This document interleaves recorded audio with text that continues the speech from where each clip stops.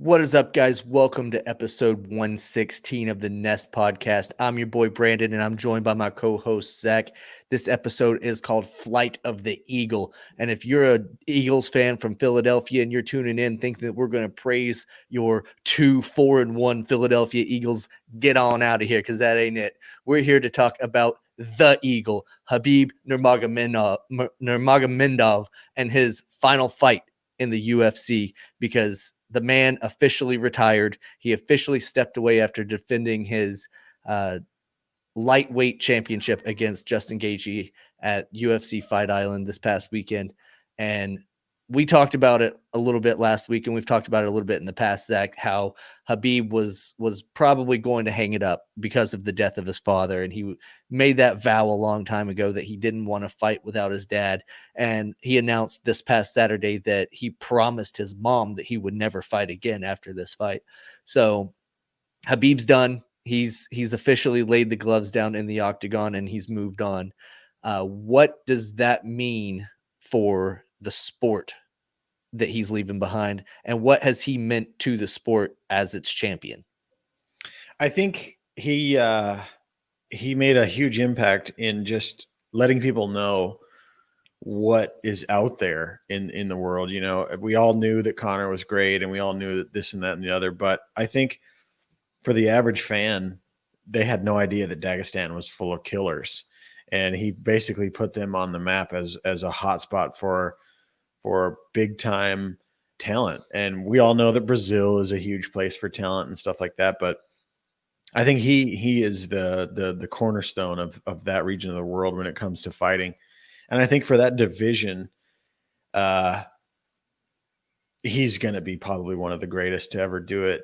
And I would say it's going to be hard for someone to beat his record in the lightweight division. He did something pretty impressive. Yeah, he retired 29-0. I believe it's 9-0 in the UFC. Of course, he was the reigning, defending, unified champ whenever he hung him up. So nothing left to prove to anybody. He went out on his own terms and went out on top. It would have been to see, maybe a fight with GSP in his prime versus Khabib, but of course that's something that we'll never get to see, and never know the result would have been, other than playing the UFC video games or something like that, but that doesn't count. Right. And we never did get to see the big one between Khabib and Tony Ferguson, which is one that we've chased and wanted for years, but that fell short whenever Tony couldn't even stand up to Justin Gaethje. Yeah, for some reason that fight just was not meant to be. I mean, they tried to do it so many times, and 5 times, I think. It never happened. So I mean, I don't know what force was preventing that fight from happening, but they won. So I guess we'll never see that fight. So there's a huge question mark there. But I mean, yeah, I think for his generation, you might say that GSP was the greatest for his generation, and who knows who's the actual better fighter. But I think it's absolutely definitive that for this generation of fighters, he is the absolute best lightweight, and if not the best pound for pound. And there's really no argument, in my opinion, for that. You and I are both John Jones fans, and John may have more title fights, but in my opinion, his division was super weak compared to the fights that Khabib has had. Khabib has fought Conor McGregor, which was the most notorious fighter ever. He's fought Dustin Poirier. He made Gaethje look like he wasn't even a professional fighter, who in turn made Tony Ferguson look like he was just out there on an amateur fight. So I think he makes good fighters. Khabib makes good fighters look less than they are. Yeah, I agree. And, to your point, he took Justin Gaethje down and had his way with him on the ground, ended up choking him completely out, even though Justin was tapping frantically at the end of that fight. But he ended up slipping into unconsciousness, and the ref pulled him off. But that's what Khabib's done. That's what his whole career was about. He'll take you down with that, double leg takedown that he does. And then when he gets on top of you, it's over. This is a dude that grew up wrestling bears, and it showed that he was definitely more than the man in the ring. And you mentioned John Jones. Just before we came on, we saw that John Jones posted on Twitter and talking some smack about the whole thing, basically calling out anybody that's saying that Khabib is one of the goats of the sport, comparing his titles to Khabib's. Well, John Jones wouldn't have as many titles if he didn't constantly get stripped of the belts by USADA and other various suspensions. Once Khabib won that belt, it was his. He didn't let it go. Nobody took it from him. He never tested positive. He never popped on any kind of drug tests or anything like that. He never got arrested for shooting guns at 3:00 in the morning in the hood. How can you have any kind of argument against the man? And like you said before we went on, John Jones was even giving congratulatory messages to Khabib after the fight. It's just like he got a little bit jealous that people were talking about someone other than himself being great, and it got to him. Yeah, I think the ego got the best of John there. He should have just humbly said, congratulations to Khabib. And who really cares at the end of the day, the pound for pound greatest rankings or whatever? If you're a champion, you're a champion. I mean, I don't understand the point of trying to elevate yourself over a guy who is, like you said, he's never done anything wrong to our knowledge. He's never had any of the trials and tribulations that John has had. He's been squeaky clean from what we can see. And I would have no animosity toward that guy. No, I agree. But, it is interesting. You've talked a little bit about Conor McGregor, and his next fight is booked against Poirier. Yeah. And before the fight this week with Khabib and Gaethje, UFC came down and said, no, that fight will be at the 155 weight class. Conor, you can't dance around and play at 170 and then come down and fight for a title at 155 and all that stuff. No, he has to fight at 155. So that tells me the UFC is trying to get the strap back on Conor eventually. But in the meantime, you've got to think Justin Gaethje's not really going anywhere, and he'll be fighting for a title his next fight. Yeah, absolutely. I would love to see a rematch between Tony and Gaethje. I would love to see what Tony can do when he has a proper camp and when he trains properly for Gaethje, because it seems like Tony is the kind of guy who trains for a specific individual. He doesn't have just a general game plan. He tries to just try to pick apart a specific opponent and go after their weaknesses. And I think that might be why he lost in the fashion that he did against Gaethje. I'm not saying that he would just win outright, because Gaethje looked very good in their first fight, but I would love to see that rematch happen, and I think it will eventually. That is a good point, Zach, because Tony was training for Khabib prior to that fight, and then Gaethje had to step in on short notice. So that would be interesting to see it, but I don't know if the matchmakers are going to want to do that because of how decisive that fight was. I think it will take some time. I think Tony's going to have to beat maybe Dustin Poirier or, I don't know, one of those other top contenders. So they're just going to have a vacated title until then? I think Gaethje, he'll probably fight whoever they decide for the title. I don't know what they're going to do with that, because he seems to be the next guy up, but he lost. So Right. So I don't know what to do about that. If you make Tony and Gaethje fight for, say, I don't know, December, and then you have Conor and Poirier in January, then you could have the two winners essentially square off next April, May timeframe, which would be great for business, but that's rewarding back-to-back losers for a title fight. So it's kind of weird. Anyway, we did talk a lot about the Eagle and his last flight in the UFC, so to say. But Thursday Night Football, we did see the Philadelphia Eagles soar and fly, eagle fly, against the lowly New York Giants in a clash of NFC East rivals. And it definitively proved why the NFC East is the laughingstock of the NFL. Of course, I'm talking about Daniel Jones and his clear path to the end zone, where he tripped and stumbled over himself and fell short, and ultimately the Giants lost by 1 point. How crazy is it that one of those teams in the NFC East are going to make it to the playoffs? Yeah. Yeah, it's wild to think that they can be that terrible and still make it into the playoffs. We got the Eagles at the top at 2-4-1, and then you've got the Washington 2BDs at 2-5. You've got the Cowboys, who are toilet, at 2-5, and then the Giants are 1-6. Like, this is by far the worst division in football, but somehow one of these teams will be represented in the playoffs. How great would it be to be the team that plays them come December, January timeframe? It's basically a bye week.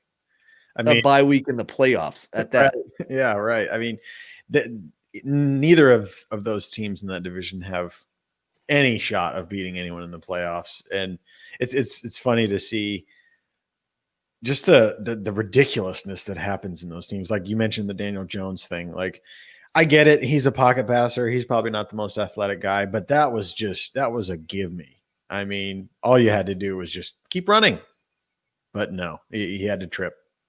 He tripped. He said after the game that he was going too fast for his own good or whatever. Like he tried to outrun everybody on the field and ended up just tripping himself. But it's embarrassing. And I know Josh Norman is thanking him because the week prior he became the meme sensation of the internet because he got stiff-armed by Derrick Henry straight to hell. And then everybody was kind of laughing at him, making fun of him. But then when this Daniel Jones thing happened, everyone kind of forgot about that. And now you see the RKO out of nowhere meme of Daniel Jones, or the sniper picking him off and all that stuff. So Yep. once again, the internet's undefeated with this type of stuff. But Daniel Jones, buddy, you're fast, you're quick, but sometimes you just need to slow down and just focus on the prize. Yep. Yeah, that was a night to forget for him. Yeah, it was terrible. Another team that wanted to forget this weekend was the Dallas Cowboys, sticking with the NFC least, and they got trounced by the Washington football team, 25-3. Of course, Andy Dalton left the game early, but they were already down by 20, 21 points at that time, so it's not like he was poised for a comeback or anything. But he took a massive dirty hit that I'm assuming led to a concussion. And I don't think that Dalton's the answer. We thought that he was going to come in and have all this talent around him and be at least good, at least average at best, and be able to lead the Cowboys to a couple wins here and there. But Dalton ain't it. Yeah, clearly. I don't know what the issue is. I don't know if it's a chemistry thing, or I really don't know, but he has not performed.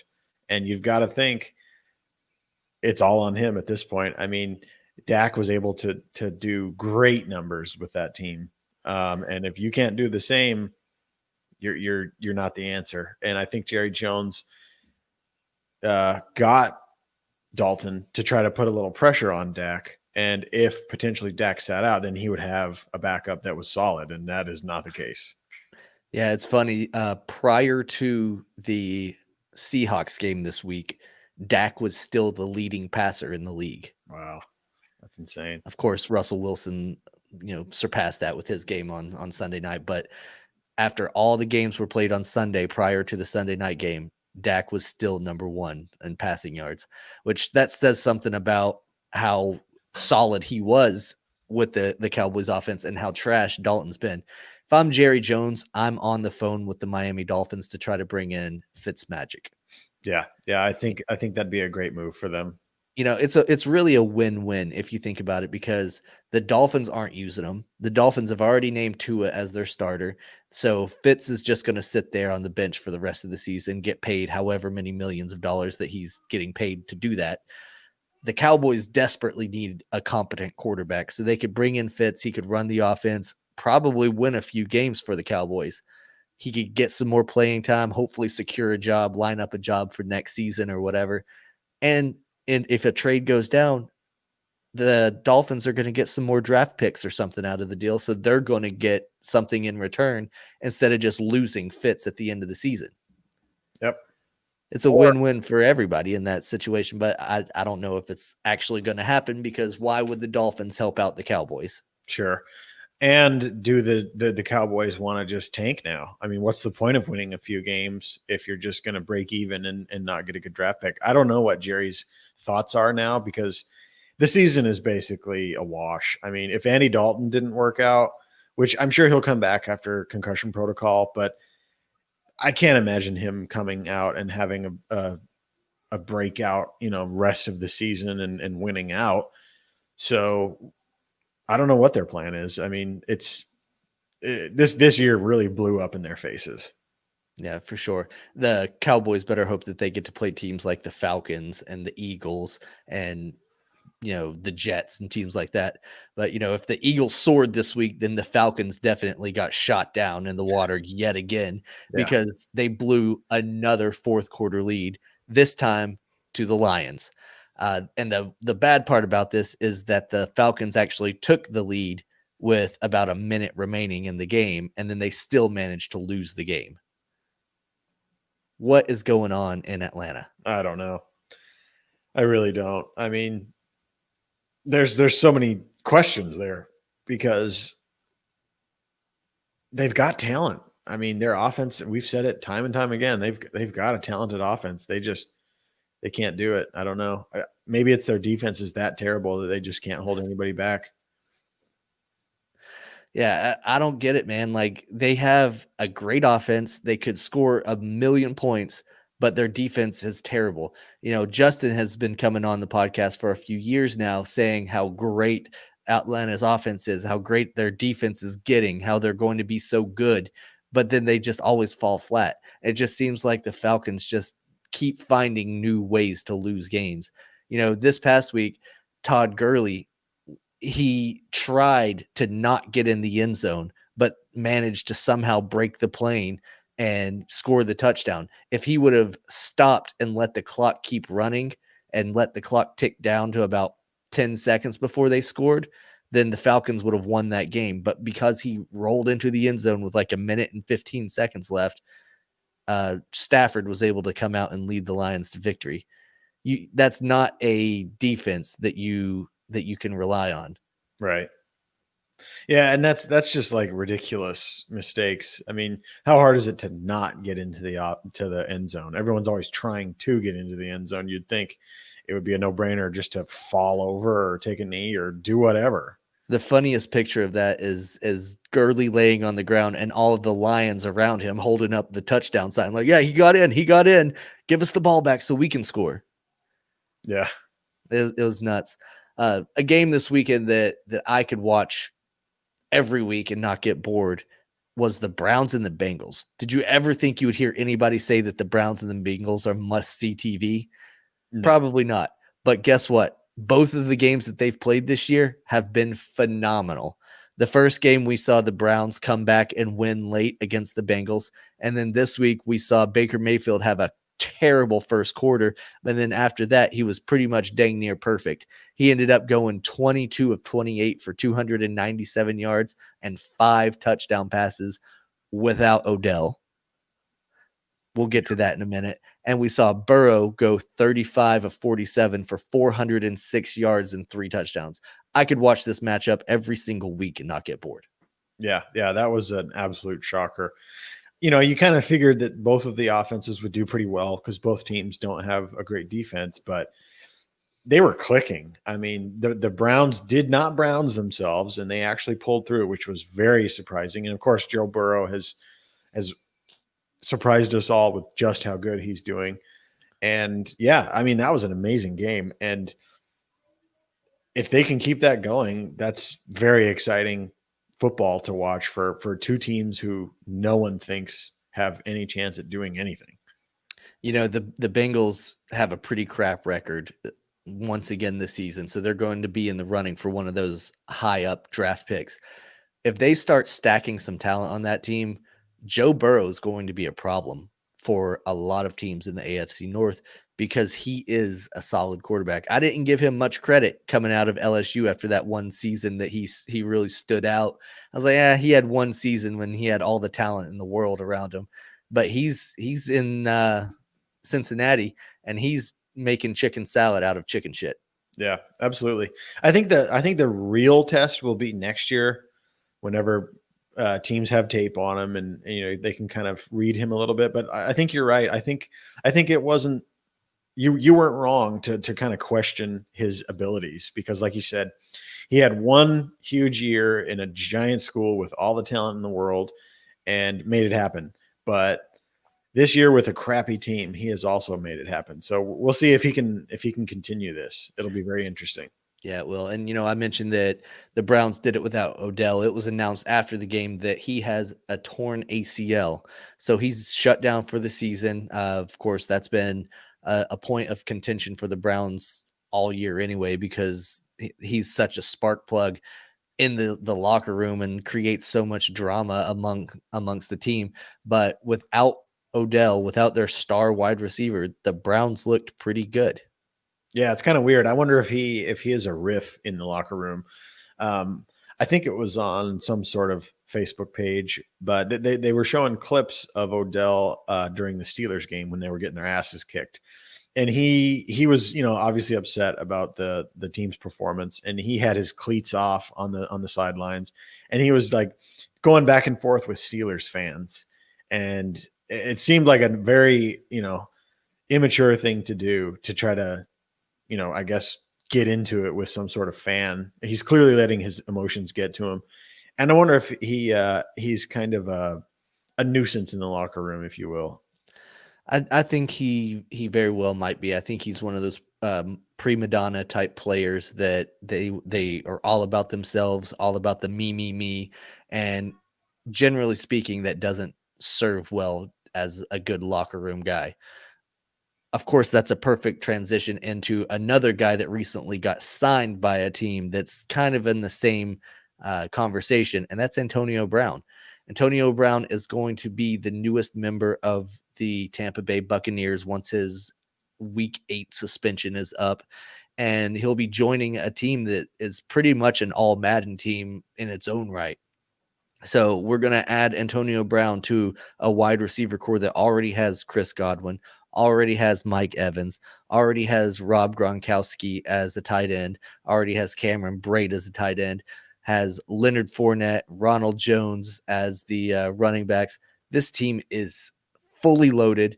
Tom Brady is playing like a 33-year-old again, and it's pretty crazy to see that it's all actually coming together. Bruce Arians' offense isn't as dysfunctional as I thought that it would be. Maybe Antonio Brown is going to come and change that. I mean, if anyone can do it, it's him. This guy is an absolute just loose cannon. Who knows what Antonio Brown is going to do once he gets into Tampa? I really wonder where he's going to try to fit in. Clearly, he's not good enough right now to be a wide receiver one. I think he's been out too long. He's going to need some time to kind of get back into it. I don't know if his ego is going to let him take a back seat to Chris Godwin and to Mike Evans. I have no idea what this guy is going to do once he puts the pads on. For his sake, I hope he, takes a slice of humble pie and just goes with the motions and tries to find his own footing, because I think this is just, like you said, it's an all Madden team. It's like you got 10,000 credits on Madden Ultimate Team and just went ham and bought every player you possibly could. So he has a chance to be on a really good team and do some exciting things if he can check his ego at the door, which in recent history he has not been able to do. If he's able to, the Bucs may be the team to beat. With that kind of offense, their defense has been playing pretty top notch. That might be the team to beat. They're definitely one to watch out for now, but they might be unstoppable if that happens. The Chiefs did their best to add, their unbeatable component in Le'Veon Bell, and they barely used him in his first game with Kansas City. It'll be interesting to see how that evolves going forward, because Clyde Edwards-Helaire has not wanted to relinquish the reins, and he's been trying to ball out ever since they announced that they were signing Bell. So that's definitely going to be something interesting to watch. Can Antonio Brown gel with the Bucks is also going to be a topic of many conversations. Yep. Drew Brees and the Saints survived a very close game with the Panthers, in a game that saw Drew and Panthers quarterback Teddy Bridgewater kind of exchanging pleasantries all throughout the game. They would bump into each other on the sidelines and shake hands and hug and stuff. You can tell that they were close friends whenever Teddy was down in New Orleans. And I think Teddy owes a lot of thanks to the New Orleans organization for landing a starting job, because without him going 6-0 as a member of the Saints, I don't think he got that big contract that he ended up getting from Carolina. And, for what it's worth, it's not really paid off for the Panthers, but he played very well against his former team and made it a definite challenge for the Saints to move forward. So that could be a rivalry that we see budding for years to come, whenever Bridgewater gets a little more talent around him, has Christian McCaffrey back in the fold, and can actually run the offense the way that it's intended. Alvin Kamara had himself a game, though. Surprise, surprise, one of the best running backs in the league, but he rushed for nearly 100 yards, and he had 8 passes for 65 yards. So all in all, he had about 150 yards of total offense. That's like a normal stat for Alvin Kamara.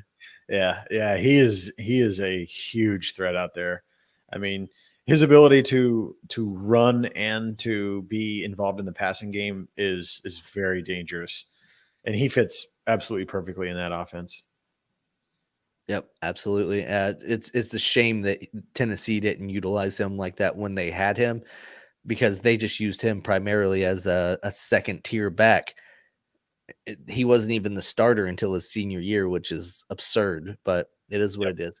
I guess that's why Tennessee is kind of the laughing stock of the SEC.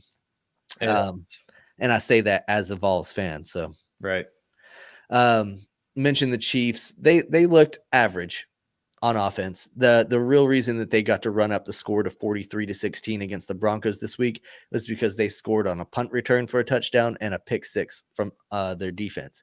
So their offense looked average yet again. It wasn't light the world on fire. Of course, they were playing in the snow there in Denver, so it was a much different style game that we were used to. But I don't know, man. The Chiefs keep winning, but I definitely see them as a beatable team. I wonder if they're trying to play conservative to try to protect Patrick Mahomes. I wonder if they're just trying to do as little as they can to get by, to try to just hold on to him. I mean, you got to think, if he goes down, it's just over for them, and they have so much money on the hook for him. I wonder if that's their kind of game plan. Like, hey, we don't need to go out and shock the world every week. We just need to get to the playoffs and make a run for the Super Bowl. Because it seems like, I mean, what's changed since last year? They've lost that one offensive lineman who opted out, and they've gained Le'Veon Bell, and they've gained Clyde Edwards-Helaire. I don't see why they would be any less than they are, but like you said, they're playing very averagely, and I wonder if that's on purpose. Yeah, I don't know. That's a good point, good observation, but I just don't think that Mahomes is as good as everybody thought that he was, and people are starting to figure out, just like Jerome said, if you can get the pass rush to Mahomes and disrupt him, their entire game plan does fall apart. So I agree with that, Jerome. I agree that if you can just put your hands on Mahomes, then you've got a shot at winning that game. I'd love to see what the Steelers would be able to do against the Chiefs. That's perfect segue once again, partner, because the Steelers are the only remaining undefeated team in the NFL now, and they handily took care of the Titans for 3 quarters, and they kind of let the Titans sneak back in there late, but a missed Goskowski field goal kept the city of Pittsburgh as the only undefeateds this year. So Big Ben, comeback player of the year. Yeah, he's on his way. That's for sure. I definitely thought that game would be tighter. I did not think that the Steelers would basically own the game for 3 quarters, like you said. They held Derrick Henry to 75 yards. He did not get to do his thing. And yeah, it was wild to see, because I definitely thought that the Titans had a chance, but the Steelers came out and said, "Nope, we're number one right now." Well, and let's give credit where credit's due. You know, Jerome did go out on a limb well before the game and say that the Steelers would hold Henry to under 100 yards. He ended up with 75 and a touchdown, which is still nothing to laugh at. You know, it's still a decent game, but he's a guy that a week ago put up 212 yards with multiple touchdowns against the Texans and looked like he had a head of steam rolling into this one. But the Steelers have that defense, man. They have the lockdown on the run game, and their secondary swarms at balls. That's a tough team to beat. Their offense is just good enough to score points to get them on the board. You know, Claypool didn't have a standout game yet again. Not like his 40-point performance a couple weeks ago, but Juju's getting back in the action. You've got Connor, who's been running the ball effectively this year.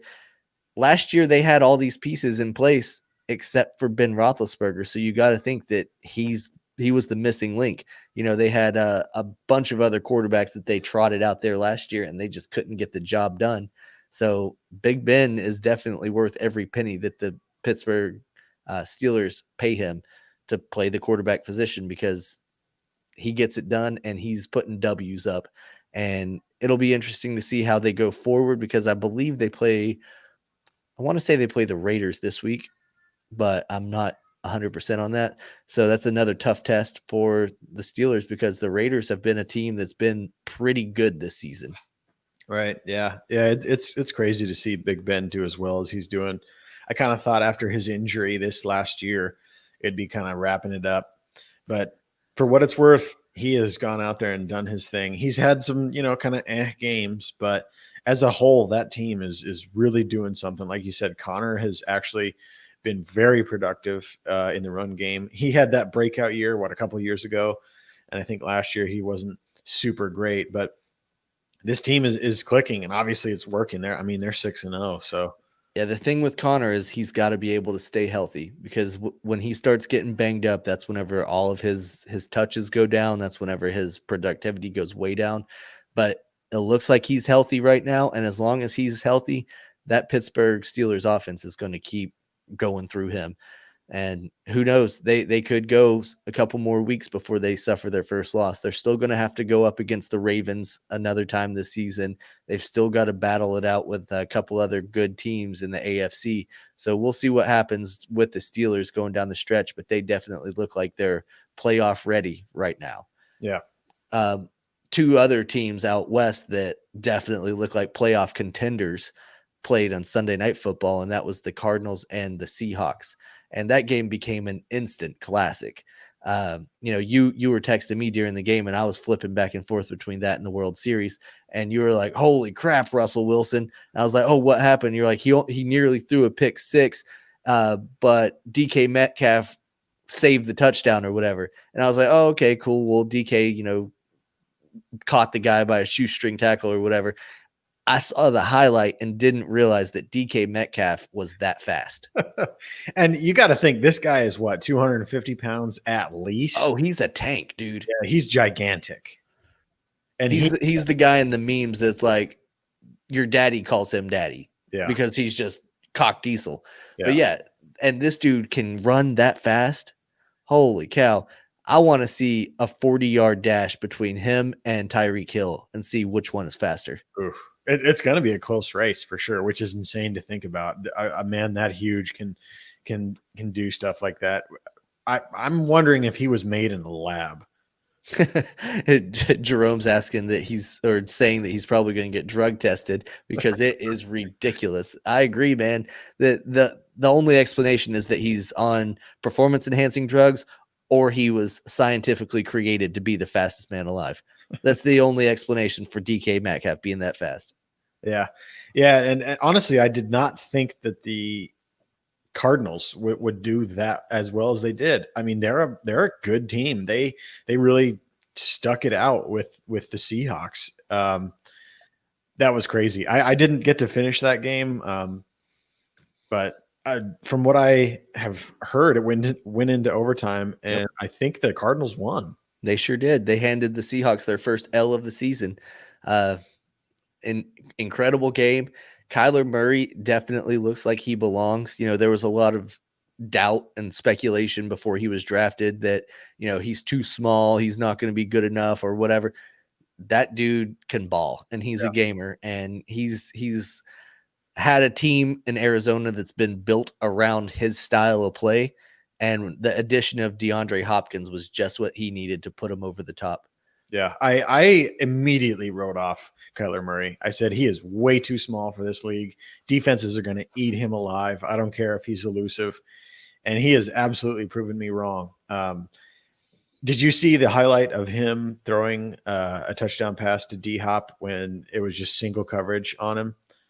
He just dropped it in right over his shoulder. Yeah, the highlight was Kyler Murray had like a smirk on his face when he saw that D-Hop was just in single coverage. He was like, "This is easy," and it was just an easy play for him, and he really goes out there and plays very well. And I kind of just immediately said he's not going to do that great. He should have went and played baseball, but he's doing it. He's balling, man. That's for sure.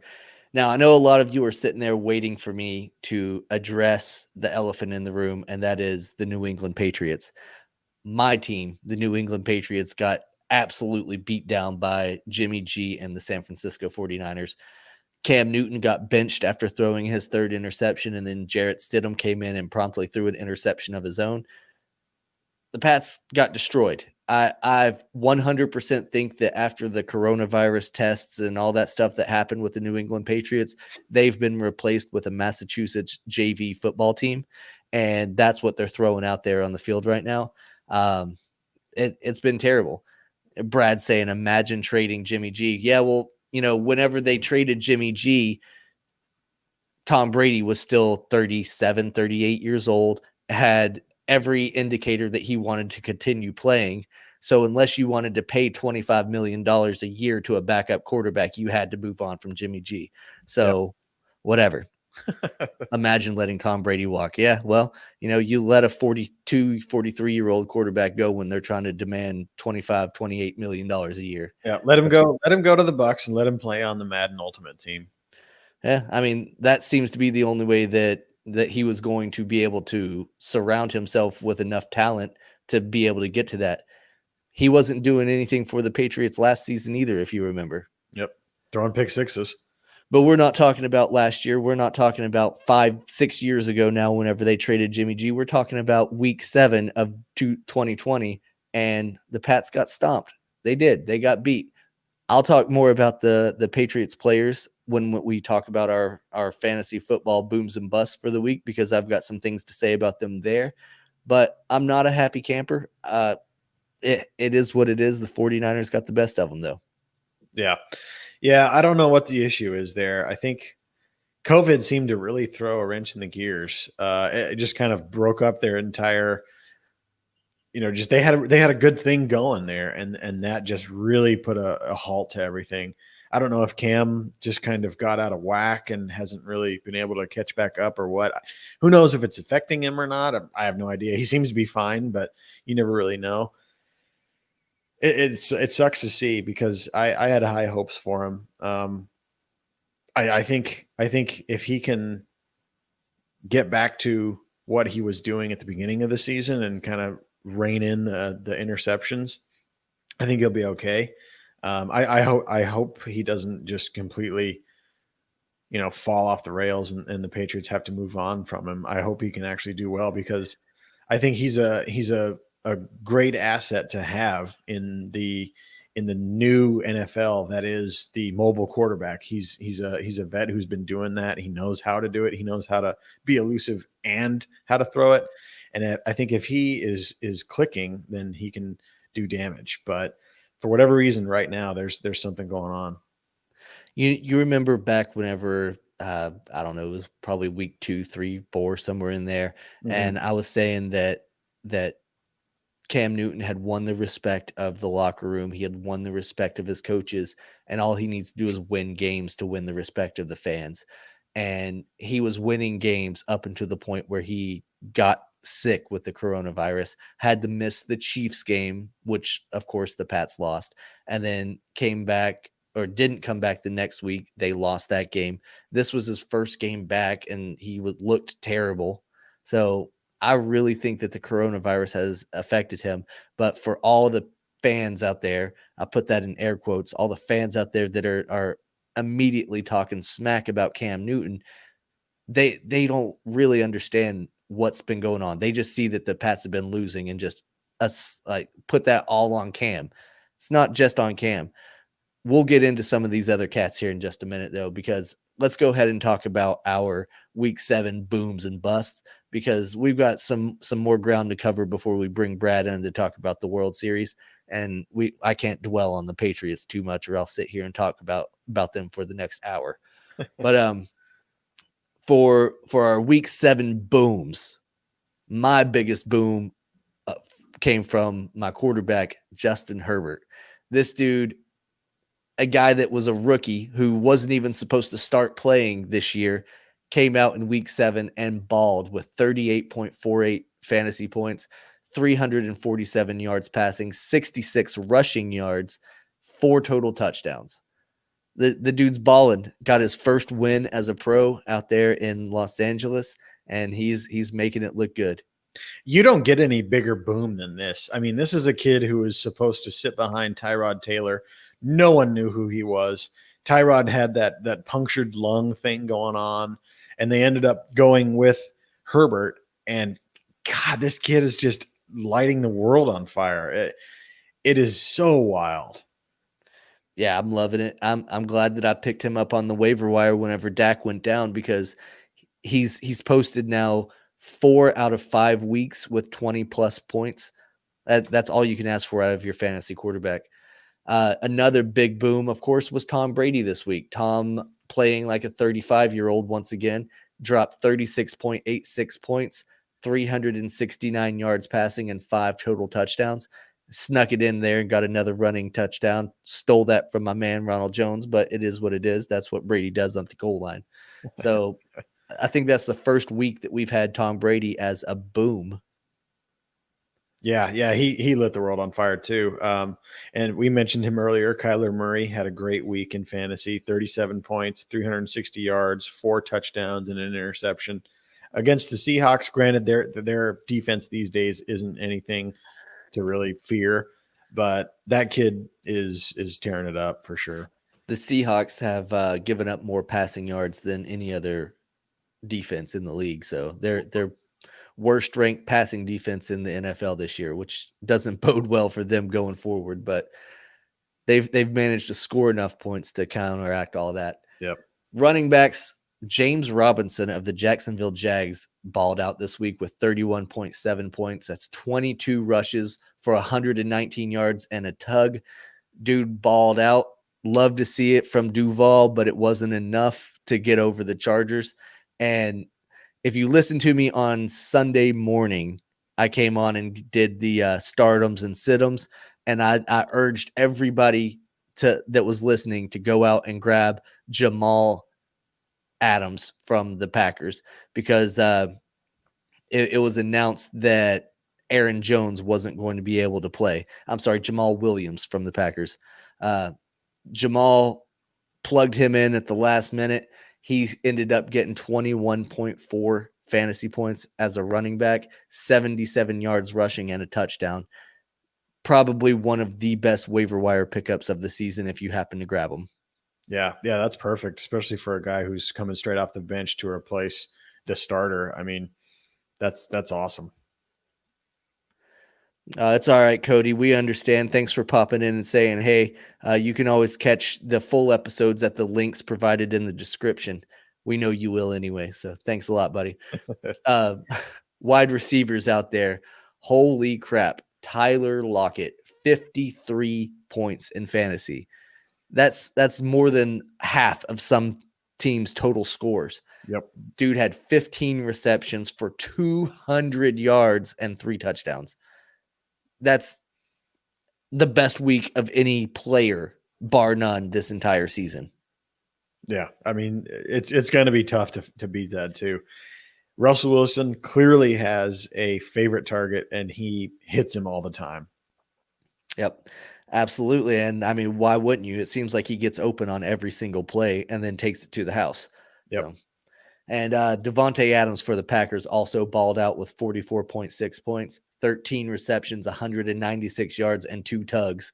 So the Packers were rolling with their late addition for running back and their star wide receiver finally back healthy.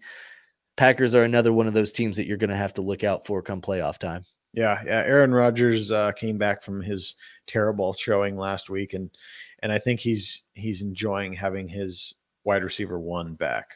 Absolutely. And that's for a quarterback like Aaron Rodgers, that's a guy that was definitely missed because the other guys out there just don't have what it takes to be that wide receiver 1. And he had to rely heavily on the run game and the dink and dumps.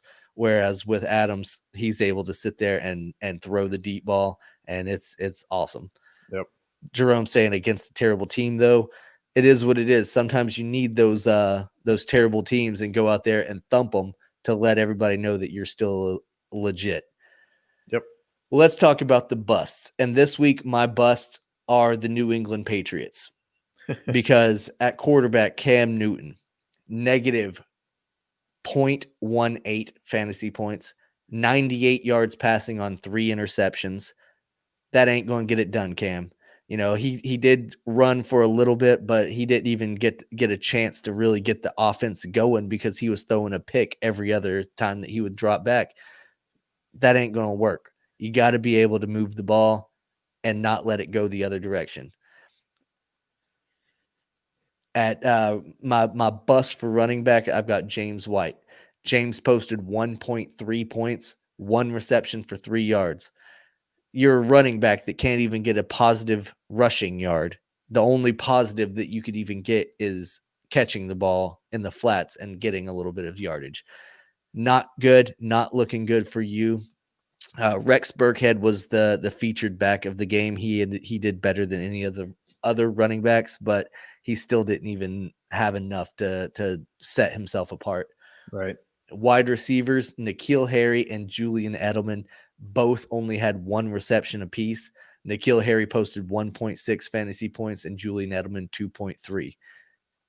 That ain't going to get it done. Edelman got targeted a lot. He had some drops. He had some misses. It is what it is. Yeah. My biggest bust for the week is Patrick Mahomes. He did 12 points, 200 yards, and a touchdown. Like you mentioned, the defense and the special teams scored for him. And in fact, the Kansas City defense had 21 points in fantasy this week, which is unheard of because you never expect that team to have such a high scoring defense. And my other bust is New England defense. They got negative 1 points. They let who was it? Washington? No, the 49ers. Yes, San Francisco. They let them score 33 points. They did get 2 interceptions, but it was not enough. I mean, when you let a team score that much on you, it is not good. And we always say that Bill Belichick is defensively minded, and for whatever reason this week, it did not pan out. Yep, not at all. So it is what it is. Like I said, this was the Week 7 bus New England Patriots edition. Even Zach threw the Patriots under that bus. So without further ado, we've got one last big thing that we need to talk about this week, and that is the series of the world going on in Major League Baseball. Of course, we got our insider Brad standing by, ready to come in and talk a little bit about the World Series. Brad, what's going on, brother? How you doing? Hey, what's going on, guys? Doing good. Good, man. Good. I know you've been watching the World Series every night religiously. What have you thought about everything so far? I think so far it's a great series. Who would have thought that a team like the Tampa Bay Rays would be bringing it to the Los Angeles Dodgers? Yeah, you did. Yeah, shut up. Yeah, but I mean, we talked about it a little bit last week. Like the Rays pitching keeps them in games, and they've been able to get hot bats when it mattered. Randy Arozarena has been the most clutch of all hitters in the entire playoffs this year. So, hey, if they're in it late, that bullpen's going to keep them in it, and all they need is a couple timely hits, and they win games. Don't let them win Game 6, Brad. Nope. Don't let them win Game 6. Not at all. Especially after what happened on Saturday night. Yeah, that Game 4 conclusion was just amazing. Two errors on the same play, it's unheard of, that kind of thing. But you know what? I'm for it. That was something great to see, and it's fitting that it happened in the World Series. Yeah, I mean, I was on Twitter the very next day, and somebody was like, that was the weirdest play I've ever seen end a game for the World Series. And then Will Middlebrooks goes, I got a story for you. Talking about the 2013 incident when he ended up tripping up Alan Craig. Oh, I remember that one. Yeah. It tripped him up rounding third base. That was a wild one. That was one of the few games in that series that the Cardinals actually won. Yeah, they won it on an obstruction call. Yeah, that series also, if I'm not mistaken, had a game end in a pickoff. I believe Koji picked off the guy in first. Yep, Koji Okajima picked off. I forget who the runner was, but might have been. I don't even know. It's I believe it was Colton Wong. Was it Wong? I was going to say that it was Wong, but I didn't think that sounded right. I didn't know if you didn't want to be. You didn't want to be Wong. Wong. That's absolutely right. I didn't want to be Wong. But yeah, that Game 4 conclusion was something spectacular. You know, you rarely see two errors on the same play, much less in a game that high of magnitude as the World Series. And I've got it lined up right here so we can take a look at what transpired there. You know, you see the off the heel of the glove, booted it. My favorite part is they don't even show this. Yeah, they didn't even show that. Arozarena actually tripped going around third base, and that's why it was even going to be close at the plate anyway. But the throw was offline. Will Smith wasn't able to catch it there, and you know what? Boom. Tie series. But of course, last night Kershaw came and exercised some postseason demons and pitched a pretty good game. Yeah, he pitched a hell of a game, and he's one of the reasons why I'm kind of like going for the Dodgers, like saying, hey, I hope the Dodgers win, because dude, he needs to get that freaking ring. But I don't want the Dodgers to win because I don't want Mookie Betts winning a ring so soon. Yeah, that is kind of a bitter taste for a Red Sox fan to see Mookie Betts go off and win another ring in his first season in LA. But it is what it is. Like we said, don't let the Rays win Game 6, though, and they've got their stud Charlie Morton on the mound. We talked about him a little bit last week, how he's been so dominant this postseason. Dude's 5-0 in the playoffs, and if the Rays have any chance of winning, it's all on his shoulders. I thought they had Snell on tomorrow. No. Did they change that? Let's go ahead and give it a look because I'm pretty sure it's going to be Charlie Morton pitching. Yeah, it's Snell. I don't see why they wouldn't save Snell for a potential Game 7 anyway. That's what I would do. Yeah, no, they got Snell versus Gonsolin. Interesting. I looked at something else then earlier that said that it was Charlie Morton that was going to be pitching. Honestly, that's who I would go with. He has been absolutely clutch in October. So I actually think that the way they're doing it, they're having Snell go and then have Charlie Morton, save him for 7, because who has more series clinching wins? But you got to get to Game 7 to be able to play in Game 7. And how did Blake Snell pitch the last time he was out? I mean, he's been hit or miss all postseason though. Like he'll That's go out true. there in one game and be lights out, and then come out in the next game and give up 3 runs in the first inning and have 87 pitches by the fourth. But Clayton Kershaw has also sucked in October too. So, I mean, Not if you're Joe Buck, because apparently Joe Buck thinks that he's been fantastic in October his entire career. If you've listened to the broadcast, you would think that Clayton Kershaw is the best pitcher of all time in October. He's just a victim of circumstance. Joe Buck just seems. I think every year Joe Buck picks a team and he just puts the proverbial cock in his mouth and just sucks away. Oh, I agree. And this year it definitely seems like that one belongs to Clayton Kershaw, because every time he's on the bump, it seems like Joe is just waiting to say all the good things that he has about him. Yeah. For whatever reason this year, it seems like a lot of the media is just absolutely rooting for the Dodgers to win. They want Kershaw to finally get a World Series win. I mean, I don't really care if he gets one or not. I mean, yeah, sure, he's a great pitcher, but when it comes down to it, time and time again in October, when he's needed the most, he doesn't perform. And this year he's doing better. We'll see what they can do, but I don't understand the just complete just dick sucking of the entire Dodgers organization. Yeah, I don't know. I felt that way back in 2013 when he was calling the Cardinals game. It seemed like he was sucking on them as well.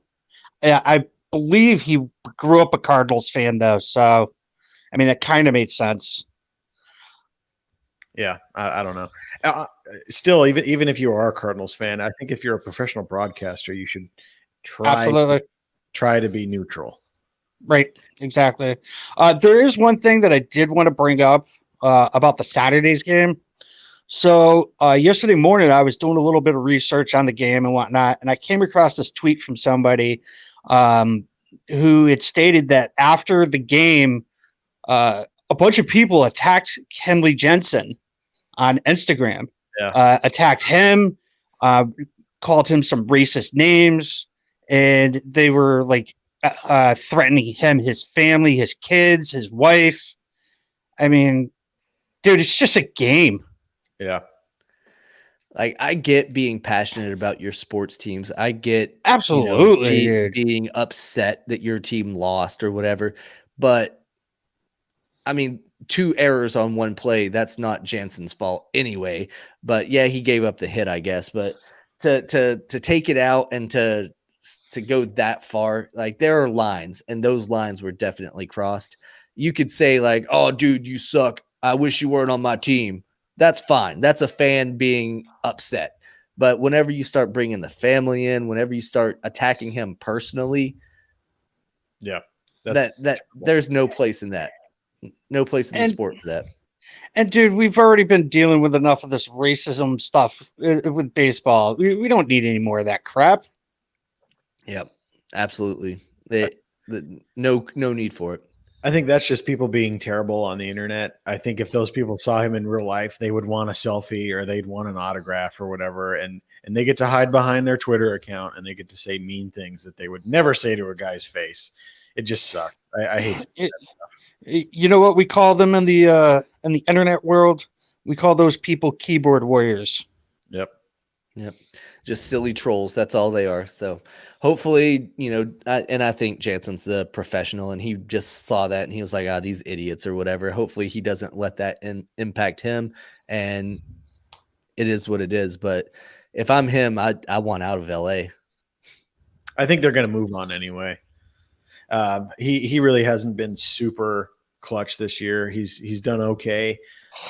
But I think in the heavy pressure, high pressure situations, he's kind of let things slip a little bit. He's not been good for a couple years, in my opinion. Yeah. It seems like they're going to be going to that kid, Brusdar Graterol, the kid that was supposed to be going to the Red Sox. The kid that throws like a 400-mile-per-hour sinker. Yeah. And I mean, he's nuts, man. I was watching him the other day. He throws it with just like so much ease. He's throwing 100-mile-per-hour fastball like I would like a 40-mile-per-hour fastball. Yep. Here, lob it. Yeah. He seems like a freaking cannon for an arm. Yeah, that's one area in that whole Mookie Betts trade that didn't go the Red Sox way, in my opinion. I was kind of excited to see him pitch in a Red Sox uniform, but at the same time, I understand that the Red Sox wouldn't have got the prospects in return if they would have accepted that first deal. So I just want to touch on that a little bit. The reason why I don't know if you know this, the reason why they didn't take him was because they were telling the Red Sox that he was a starter. Yeah. And obviously he wasn't a starter because if he was, the Dodgers would be using him as a starter. Absolutely. Yeah. And that was kind of the reason that Chaim Bloom, bucked on that whole deal or whatever, is because the Red Sox thought they were getting Verdugo to be an outfielder and a starter. But right. When that didn't happen, they were like, oh, well, we need to get some different pieces back. Ended up getting Jeter Downs and Connor Wong. Right. And supposedly Jeter Downs isn't ready.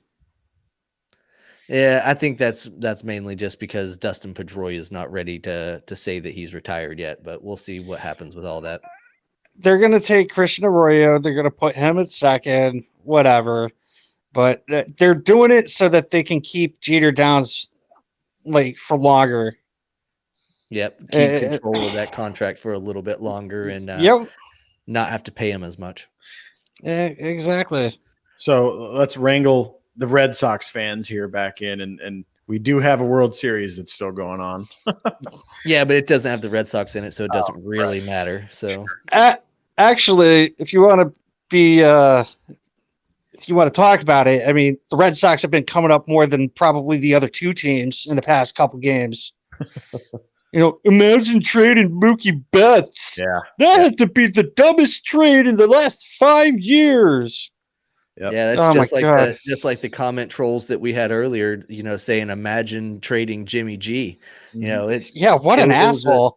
It was a necessary move that had to be made. So Yep. I mean, that is everyone's go-to criticism for this World Series, and also, or at least around in St. Louis, the huge criticism of the Cardinals is trading Rosarena for I don't even know what, a bag of peanuts. I have no idea. I think we got some relievers for him, but that dude has the most home runs in one postseason as a rookie. Yeah, I mean, it doesn't get much better than that. So there's been a couple bad trades, quote unquote, if you will. But if I were the Red Sox, I wouldn't hang too much on the idea of Mookie. They're in rebuild. You can't afford 12 years, which is what I've heard that was the sticking point for Mookie. He wanted more years than the Red Sox were willing to give him. So at some point, you just got to let the guy go. There have been reports that the Red Sox essentially offered the same thing he signed for in LA, and he still turned that down. So I think he just didn't want to be in Boston anymore. Supposedly it was for more money. Supposedly it was what he was asking for, 12 years, 420, and he just turned that down. So he didn't want to be there. Yeah, in LA, he doesn't have to deal with winter, so. Yeah, but he has to deal with ridiculous state tax, which I guess he did in Massachusetts as well. So either way. Nah, dude. Did you see the taxes in California? They're like 13%. Yeah, it's ridiculous. Massachusetts is like 5%. Is it that low in Mass? Yeah, dude. I was doing the math on this the other day. I'm like, holy crap! He's getting less per year. Mathematically, he's getting less per year for the 12 years that he's there than he would if he signed with the Red Sox for the 10 years, $300 million. Oh, wow. Massachusetts state tax is 6.25. There you go. And then what's California? It's like 13 something. Yeah, that wouldn't surprise me at all. I don't know why the number didn't just immediately pull up whenever I don't have a definitive number. It didn't come up like it did for Massachusetts. Yet another reason why Massachusetts is better than California. Anyway, what do you see happening in the next at least one game of the World Series there, Brad? Do you think the Rays are going to push a Game 7? I have a feeling it's going to get pushed to game 7. I mean, look at what happened after game 1. They came back. They took game 2. They lost game 3. They come back. They win game 4. They lose game 5. They're on the verge of being eliminated. So game 6 is in the Rays trend to win. And then, if it pushes to game 7, it's anybody's game. You unload the bullpen, unload every arm you've got, always have somebody fresh and ready to go out there. I don't know, man. Could it be Rays in 7? That's what it would have to be if the Rays are going to win. But I know a lot of the media and a lot of people around the world are hoping that it's the Dodgers in 6 and they just go ahead and close it out. Yeah. I mean, in a sense, I kind of want the World Series to be over because there's other things I'm interested in right now. What would that be? Mandalorian? No. Who's the manager for the Red Sox? That's going to be a big talking point in the offseason for sure. And, anytime the rebuilds are in effect, you're going to see a lot of trades, a lot of acquisitions that take place. So the Red Sox offseason is going to be just as interesting as this, or probably more interesting than the 2020 season was. Well, you got the managerial positions for the Red Sox, the Tigers, the White Sox. Then you got the New York Mets with with Cohen or Steve Cohen. That whole debacle. I'm so hoping that goes through. I don't see why it won't, but I'm not even a Mets fan, and I'm like hoping it goes through because the Mets need to like do something. Have you seen the rumors that the White Sox and Tony La Russa are talking about Tony potentially coming back and managing their team? He came in and he did an interview, and I honestly thought that it was just like a show of good faith, showing that it's a legitimate place to play. I didn't think like a 70 or 80-year-old guy would potentially be the manager. I mean, Dusty Baker and all, but for the White Sox, they literally just got done saying we want somebody with championship experience, recent championship experience, which would put AJ Hinch, Alex Cora right in the front of that whole list. So this La Russa thing is just mind-boggling. Yeah, I don't know how serious both of them are. I think La Russa might want to check himself before he commits to a potential 163 to 162 game season. That would be a lot to take on for, I believe he's 73. He's been doing some front office work. I think he was doing front office stuff for the Red Sox, if I'm not mistaken. Yep. But that's a whole different ball game than being a manager every single day. I doubt it's going to come to fruition, but man, that was just wild to hear that a guy who's been retired for 10 years is kicking around the idea of coming back.